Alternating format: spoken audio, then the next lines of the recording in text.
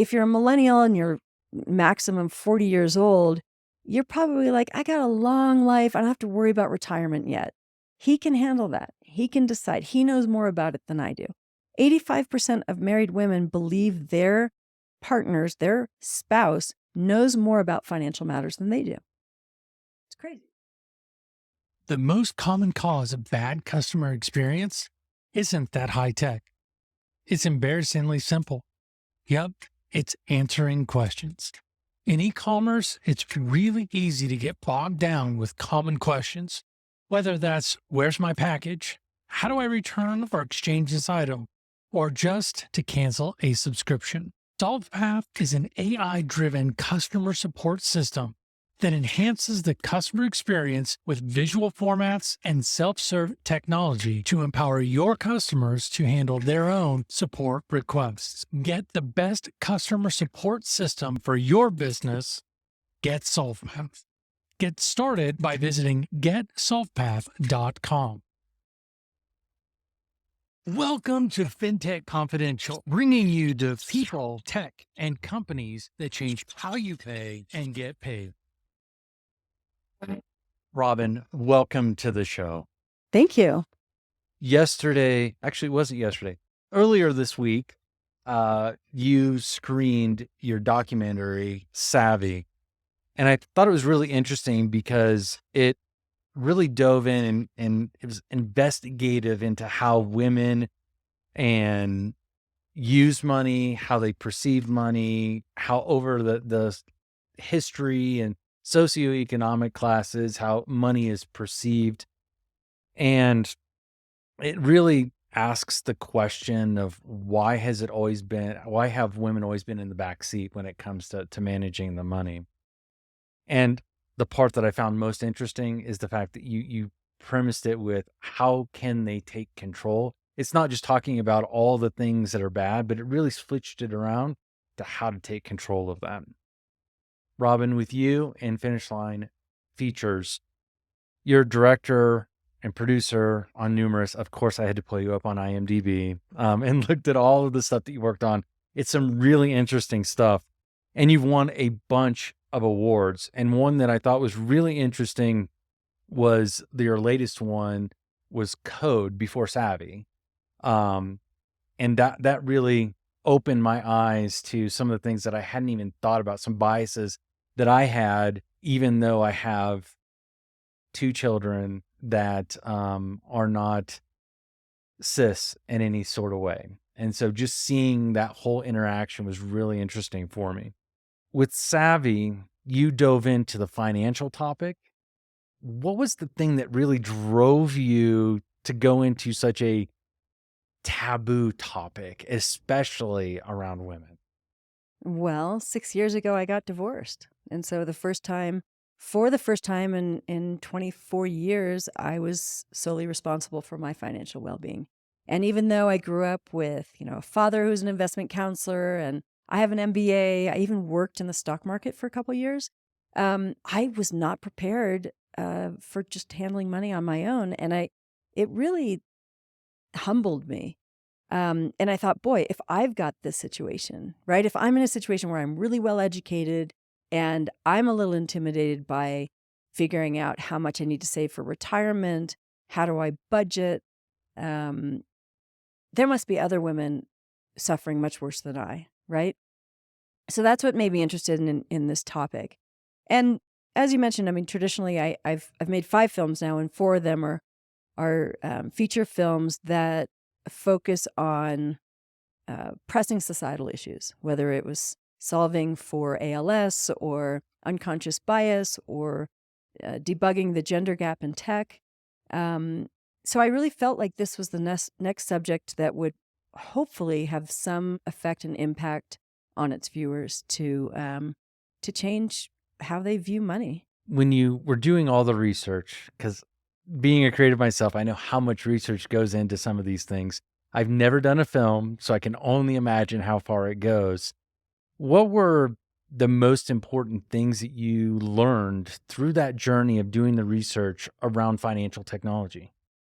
Yeah, and a lot of this I have to give credit to my team because it really is all about having a team and having a team of very smart people.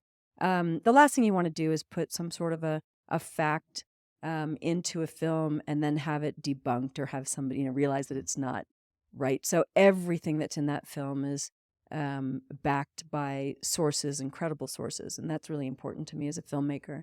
I think the most shocking thing that I learned when I was making Savvy documentary was the fact that it's not just our grandmother's generation or our mother's generation or maybe our generation that are abdicating major financial decisions to somebody else, and usually that's the man in their life.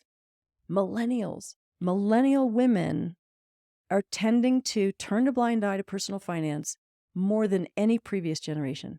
That's shocking. This is not something that's going away. It is not necessarily getting better. Why?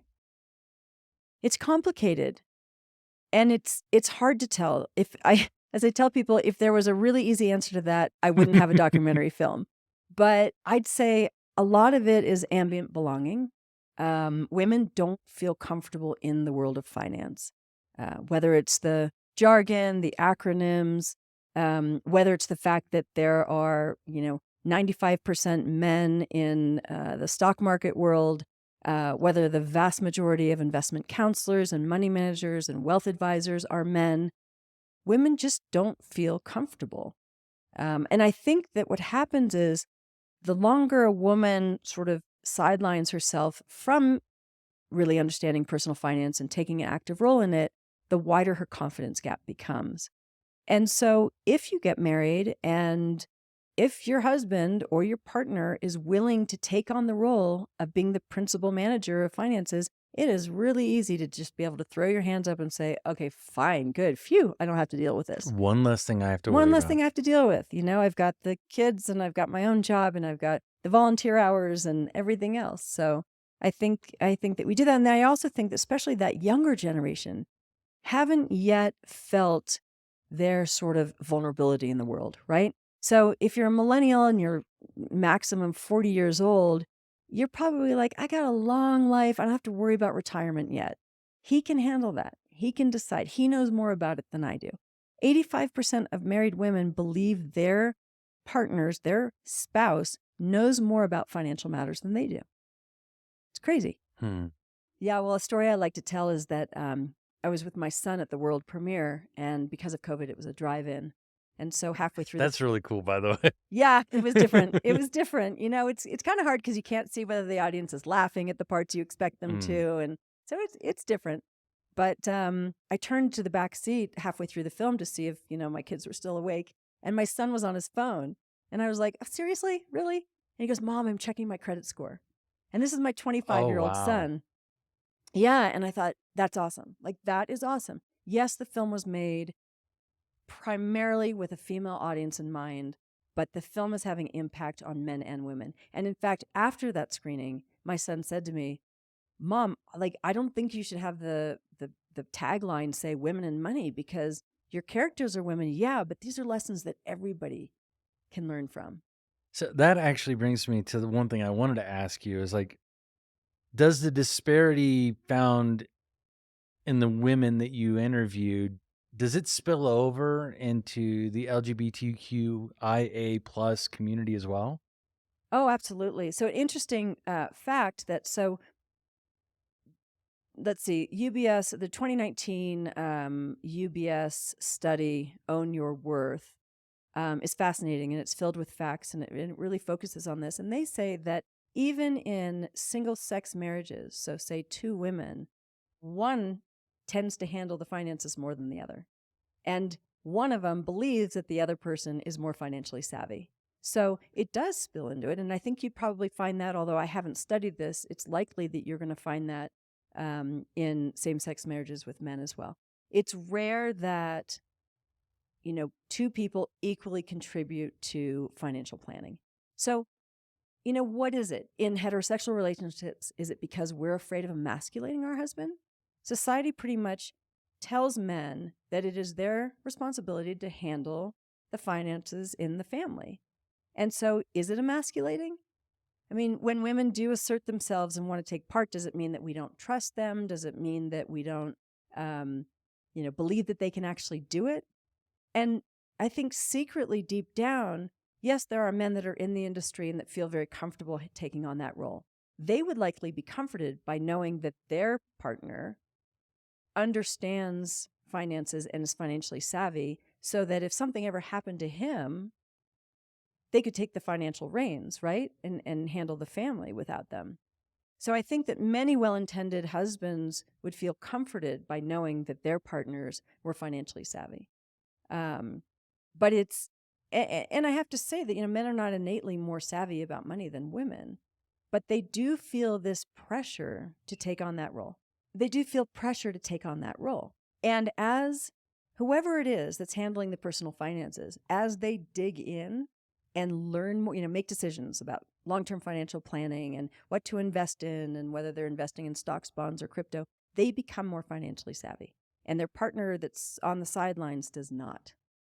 And it's interesting. And so my wife and I, recently, I'd probably say in the last year, and we've been together for 20 years. And just in the last year, the conversations around investing and all those different things have increased. The amount of time we spend talking to each other about those things have become more and more and more. And it's been really interesting to see how the dynamic changes when we talk about making purchases, when we talk about where our kid's going to go to school, when we talk about a number of different things, like going to the grocery store has even changed dramatically after having those conversations. And what it makes me wonder from your perspective, as we see all the signals of the economy slowing down, with there being more tightening around lending and all these different things, how do you see that impacting women over the next 5 years? Well, I think for married women and for couples in general, I think it makes it even more important for the couple to talk about money, um, because it's likely that whoever is the primary, um, say, breadwinner, or the person who's primarily responsible for making the long-term financial decisions, pressure's on that person, right? If suddenly the stock market's going crazy, the pressure on them to manage family finances is intense. And so having conversation, and I think often it's about how you have the conversation. So rather than saying things like, I'm going to switch over some money from the 401k to the 529 because I think that's better use of the money. And then, but if you look at the compounding interest that's going on with the credit card, I mean, it's likely that Head starts she's to spin. exactly head starts to spin. She's, suddenly is tuning out, not because she's not smart enough to understand it, but because somehow it brings on that sense of ambient belonging and you just feel like almost overwhelmed. There's also a certain amount of shame that women feel. We know that we're supposed to be on top of these things. We know that we're supposed to know what that is. I mean, I went to business school. I knew there were taxes. And yet when my first taxes came through as a single woman, I was like, oh my God, you mean spousal support doesn't have taxes taken out already? I mean, that was a horrible awakening Yeah. for me, right? That was, but duh, how obvious. Those are things I should have known. So I think these conversations between partners are going to become even more important. And, how about maybe approaching the conversation with, what do you think about this? Or here are our options. We could either keep the money in the 401k, or we can contribute to the 529 for our kids' college. Hmm. Or here's what we're faced with right now. What do you think we should do? That brings a woman in, right? That brings a woman into the conversation. And I think that's important. It's not always easy. There are differences between men and women. There are different ways that we approach things. So if you're a husband, that's a lot of work to have to always constantly think about how you need to speak to your wife about money so that she can understand and not be intimidated and not get impatient and want to walk away. If you're a financial advisor, this is essential. You have got to understand what your female clients are facing and what concerns they have around money, and you need to change the way you speak about money in order to retain your female clients. There's so much packed into that. And I appreciate you diving into that level of detail. I want to kind of just shift gears a little bit here and and think about when somebody walks away after screening the film, what is it that you're hoping that they take away? And I know you've hit on it a little bit here and there, but I want to just kind of distill it down. Well, this is an interesting thing for documentary filmmakers because you present an issue. And as you said, that we tended to not just, you don't want to beat people over the head just with all the horrible facts that's happening in Mm-mm. life. People are going to leave the theater feeling like they need to go have a shot of tequila. But you want to provide them with some hope and some resources to make things better. And I felt that was especially important for Savvy Documentary. So with the help of a company called Plus Media Solutions, we developed the Savvy Impact Hub. And we put the QR code up at the end of the film or perhaps on the backsplash of the post-screening discussion. And people can link to that, go to the Savvy Impact Hub, and immediately find things like, how do I find financial advice for free if I'm getting divorced? Or how do I check my credit score for free? Where do I even qualify for a financial advisor? Because what we've learned from, exit poll, So what we've learned from exit polls is that the audience is motivated to take action and take immediate action. They want to start investing right away. They want to know what the best app is. They want to know what the best credit card is to apply for. So even though I'm not a financial planner, I am not a financial expert, I did bring some on to help create this Impact Hub because I did feel that it was my social responsibility, if I'm going to bring up the issue of women and money, to give them at least some sort of resources that they can take the first step to becoming more financially savvy. Deliver some of the solutions to them as well. At least give them options. Yeah. As we look at these gaps that appear today, and hopefully they start to close more and more as films like Savvy go further and further. If you were speaking to a fintech founder about how they could best help close that gap, what advice would you give them? Well, first, I'd like to say that I'm a big fan in some of these new fintech apps that are making things like investing so accessible, or are making saving money really easy for kids. I mean, the apps that are on our phones now, whether it's Betterment or Robinhood or Stash, I mean, they're awesome. The issue I have is that clicking the box that says, yes, I understand, so clicking that disclaimer is not really giving anybody an education on how to use it. And when we're not considering about, the negative ramifications of not understanding what you have to lose, if you're using some of these apps, it's pretty dangerous. We've already seen some issues happen, right? With some kids that got way deep, way over their skis with investing through these apps because it's so easy and accessible. So I think that's important. I'm really hopeful and I'm grateful to the fintech industry for creating these apps that make accessibility so available, to everybody. And I'm also grateful to know that there is a concern for financial literacy. So I think it'll be really interesting to see whether this does change. In 10 years from now, will that generation be more financially savvy? I hope so. The most common cause of bad customer experience isn't that high tech. It's embarrassingly simple. Yep, it's answering questions. In e-commerce, it's really easy to get bogged down with common questions, whether that's where's my package, how do I return or exchange this item, or just to cancel a subscription. SolvePath is an AI-driven customer support system that enhances the customer experience with visual formats and self-serve technology to empower your customers to handle their own support requests. Get the best customer support system for your business. Get SolvePath. Get started by visiting getsolvepath.com. What has it meant to you for the film, being able to participate and to screen it at a technology conference focused around finances? No, this has been awesome. Now I want to find a bunch more of these type of conferences because people actually really care, right? Having standing room only in that screening, even if people came in halfway through the film, was a great feeling because as a filmmaker, that's what you want, right? You want butts and seats, and you want people to appreciate the film. That's always the scariest thing as a creator. You're putting yourself into this work, and when you put it out there for the world, you want it to be appreciated. So bringing it to this conference and to the Fintech conference, I think has been incredible.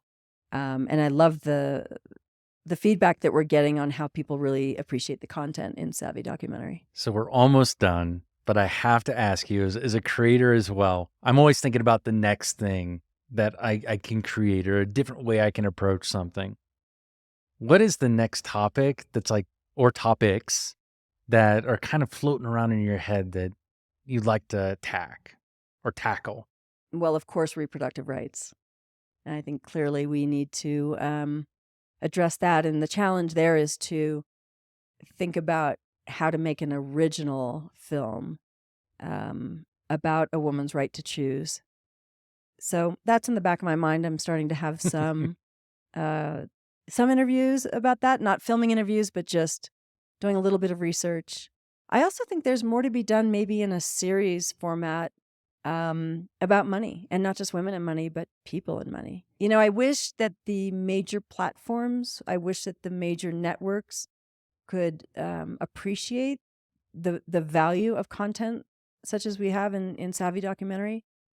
All the major networks turned this down for acquisition. And it leads me to believe that if you're not making a film that's salacious about sex or drugs or violence, it's really hard to make any money by making films. So as much as I'd like to say, well, I'll just make a film that on a whim, whatever moves me, I also have to think about, is there an audience for that? And then I also think about, you know, is there, who's going to pay for it?